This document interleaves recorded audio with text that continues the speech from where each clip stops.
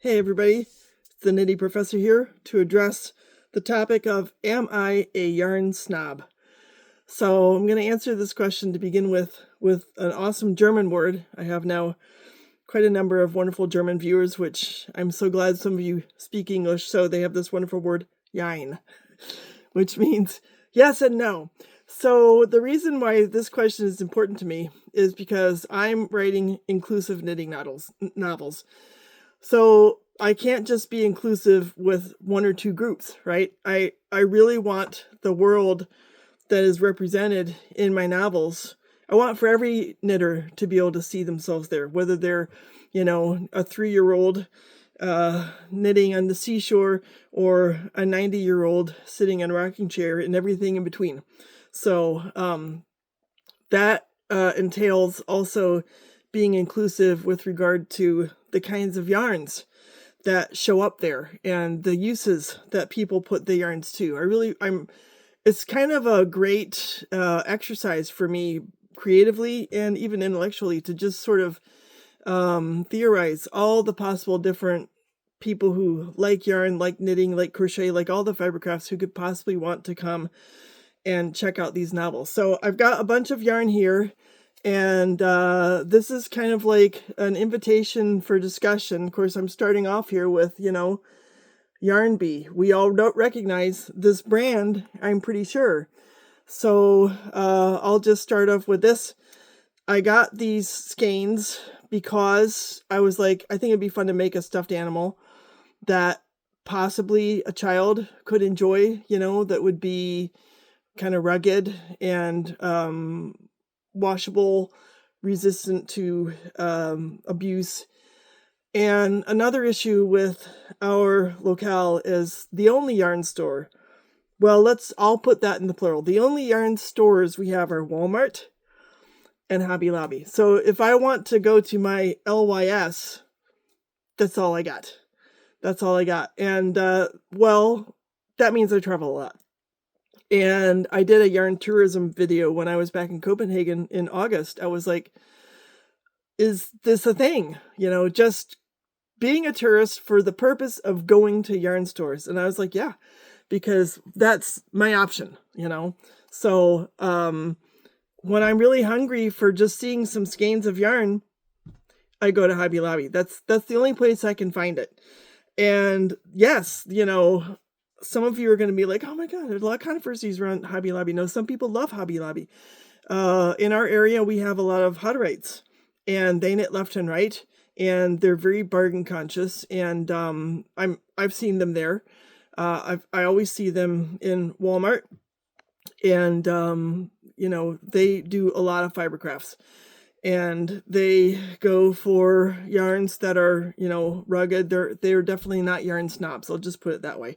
So kind of like my mom when I was growing up, she made all kinds of stuff out of acrylic yarn. It was just readily accessible. Here's another thing that I checked out at Hobby Lobby, and this even drew in some controversy. There was controversies. You're probably aware of it. I'm sure I'll get some comments.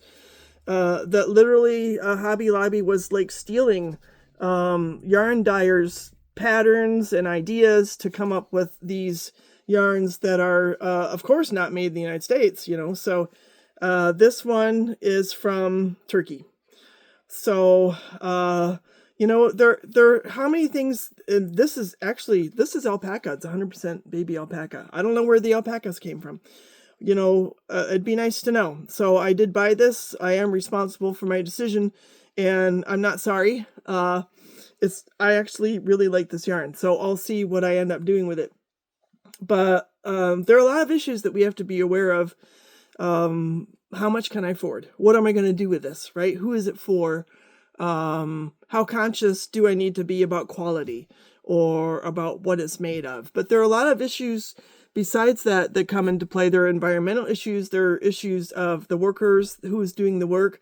And here's something to think about. So here's something that came up in conceptualizing my novels as I continue to write them. I think I'm going to write like 30 or 40. So I just gotta find that magic publisher. Even if it's Ingram Spark, we're going to get these babies published. But I was asking a friend of mine, so she is the sole proprietor of Biota Yarns. She goes by South Fort Yarn on Instagram, and I said, I have a character who I want him to become a yarn producer. And he's like, this huge knitter, learned from his grandma and all this stuff's all in book 1, which hopefully is going to come out soon.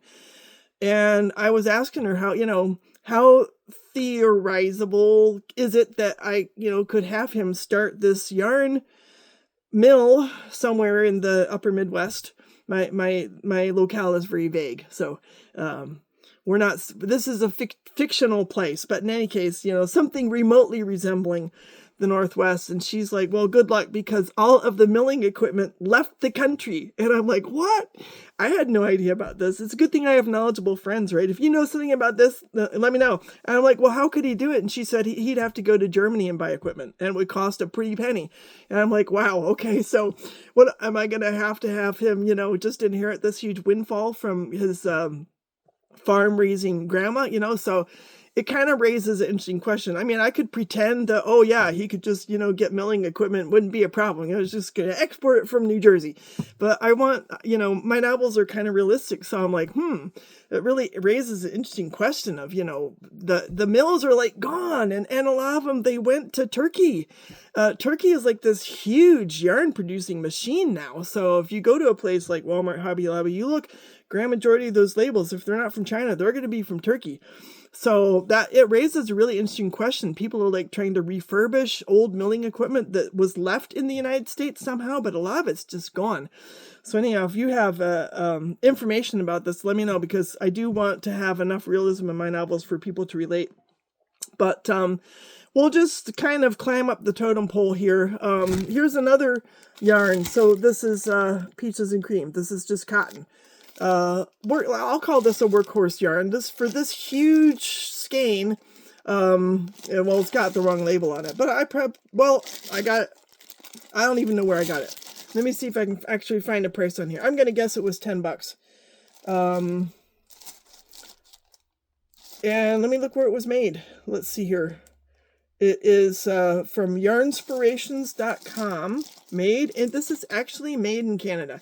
Makes me happy that this yarn, this Peaches and Cream yarn, or chem, was made in Canada. It's made in my neighbor country. It's made in a country where I understand how, workers are treated. They actually have unions there. I feel like I'm supporting an industry that has high standards of looking after employees. So that makes me happy. Here's another workhorse yarn. I have no problem buying yarn from Brown Sheep. So Brown Sheep, these yarns aren't expensive, but boy, are they good. And it's, it's my neighbor. Again, I'm from South Dakota. This is made in Mitchell, Nebraska. It's like down the road. I mean, it's like probably an 8-hour drive there, but still, made in the USA. I have been there. I have an understanding of, who made the yarn, how well they were treated, whether or not they really enjoy their work. Versus in Turkey, I don't know. I don't know anything about the yarn producers there. It's so cheap. I would like to know more. I would like to know more about the quality, not only of the products that come out of there, but the way the workers are treated, whether there are toxins, environmental issues. I kind of feel like people are taking care of business down in Nebraska when they're making this 100% wool yarn, and it's like I know where it came from. The provenance is not a mystery to me. Here's another workhorse yarn. So this is from Norway, so Helma. It's not expensive. I mean, these skeins, they probably cost like $4 or something like that, and the quality is outstanding. 100% Norwegian wool, made in Norway. Wonderful quality. And is it snobbery to prefer wool? Possibly. I love natural fabrics. So that, that's another thing that goes into your decision of what am I going to knit with? I want to love what I'm knitting with. Your standards start to come into play, because this is a hobby. It's like a luxury that I'm putting my time into this. I want to enjoy it. I want to enjoy the color. That color, to me, that color is dreamy. And the quality of the wool is, I just know it's going to hold up. It's going to result in a garment that will not wear out anytime soon. And that's another issue. So a lot of times I do a hashtag slow fashion. I think slow fashion is extraordinarily important. I've been learning more and more about the fast fashion industry, and it's really harming the entire world. The amount of just garbage that enters into the earth from the sheer volume of fast fashion clothes that's being manufactured today, it's going to hurt all of us. So, and this is something that I know.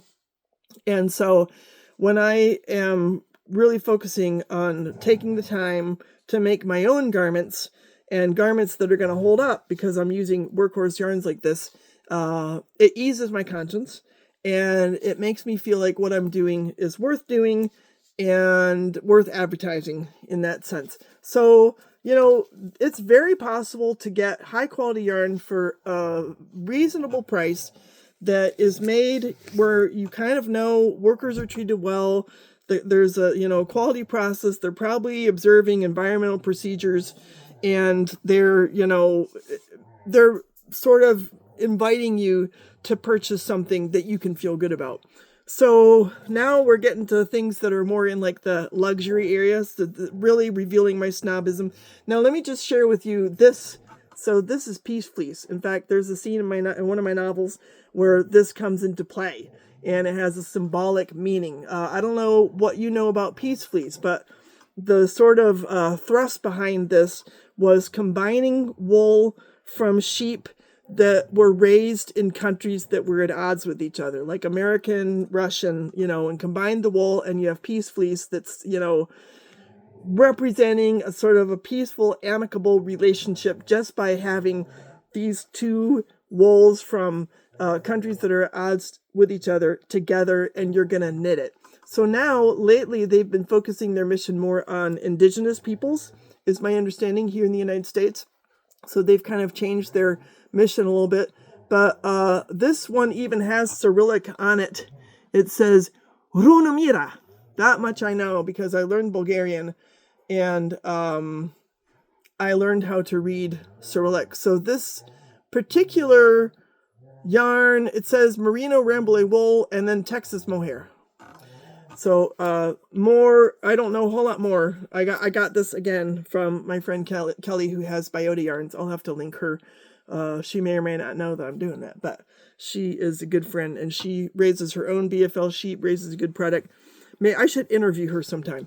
So this is, it's really high quality. It's rugged. It's like international. It's kind of cool, Let's look at something that's a little more playful. So this is a Dutch yarn, and I just, it makes me so happy. So this is me wanting knitting to make me happy, kind of like when I knit this. And let me just tell you about this. This is superwash wool from South America. Nothing fancy, nothing expensive. The colors to die for. I've gotten the point where I prefer rustic wool, but I do use a lot of superwash in my socks. So there's that whole issue too. In fact, that comes up in my novel, the whole issue of superwash. There is environmentally friendlier superwash than like run-of-the-mill superwash.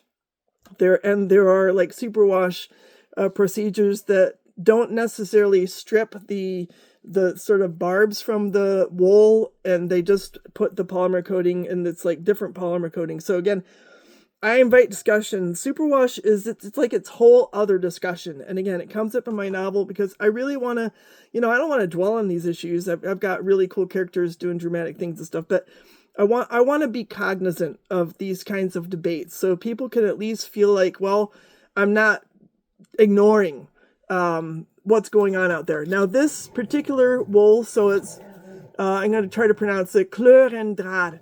I learned Dutch a long time ago. It was in graduate school, so that tells you how long ago it was. Now, I'm assuming it's superwash. I don't know that it is. It says 100% merino wool DK.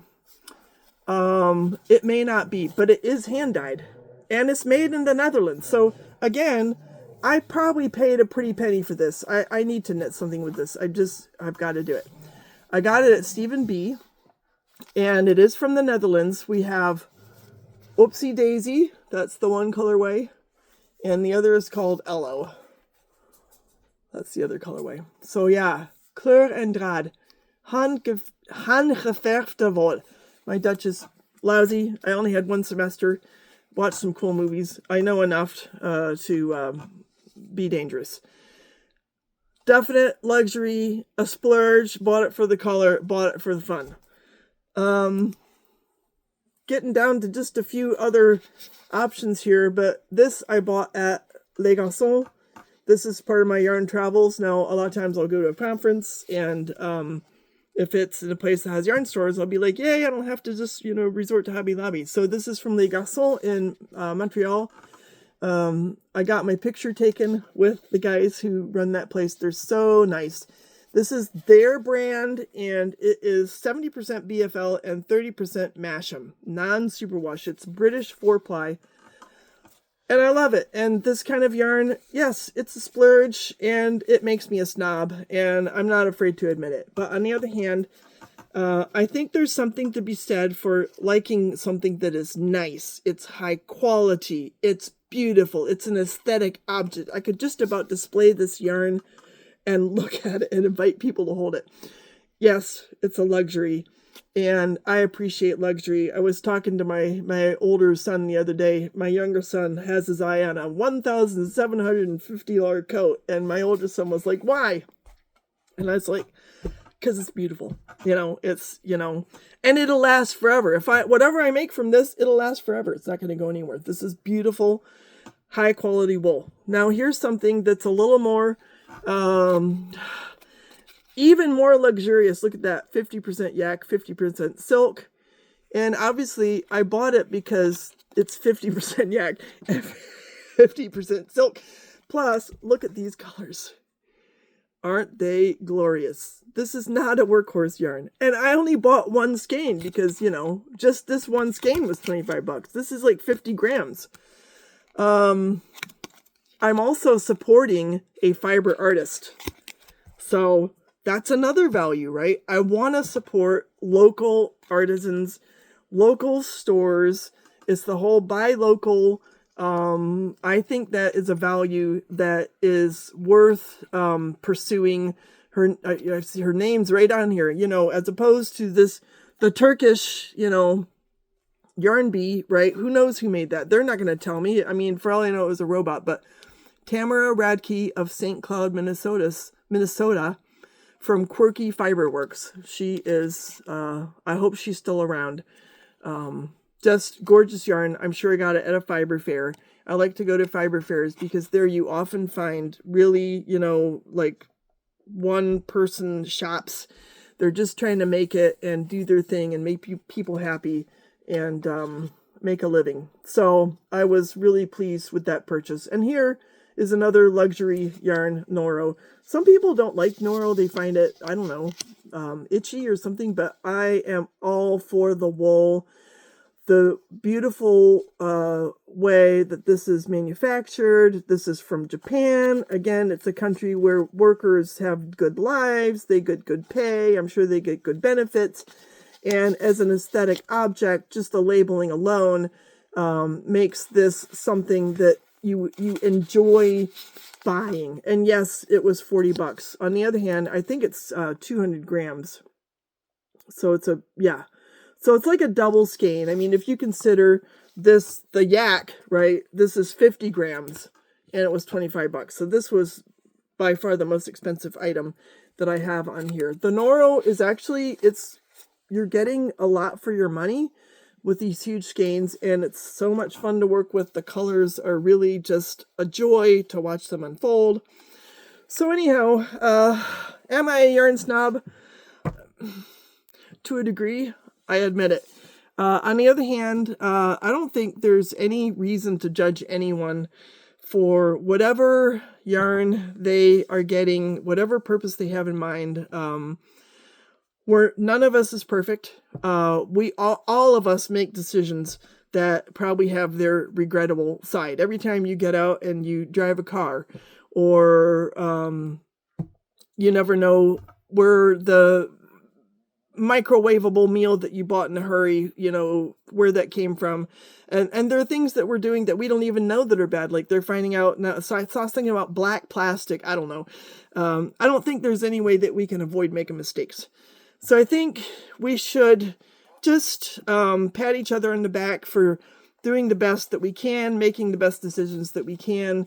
And to the extent that we are able to, we have options where we as consumers can participate in making the world the best place that we possibly can by supporting, well-paid workers.